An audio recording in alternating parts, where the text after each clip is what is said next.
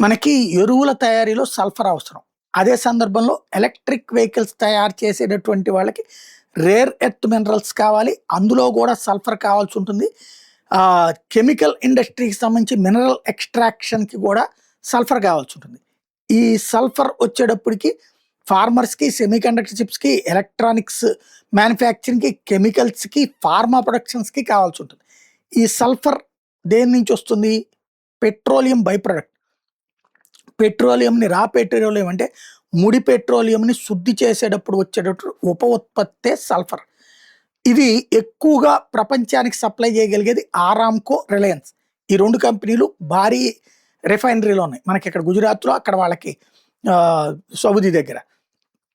ఇప్పుడు ఆ 2 కూడా ఇక్కడ మన సల్ఫర్ అయితే ఓకే. సప్లైకే ప్రాబ్లమ్. కానీ ఆరామ్‌కో సల్ఫర్ ఆగిపోయినట్టు. ఆరామ్‌కో ప్రొడక్షన్ ఆగిపోయింది. దీంతో ఇప్పుడు ఈ ఎరువుల మీదన, ఇతర మనం అనుకున్నటువంటి ఎక్విప్‌మెంట్ మీదన ప్రాబ్లమ్ అవుతది.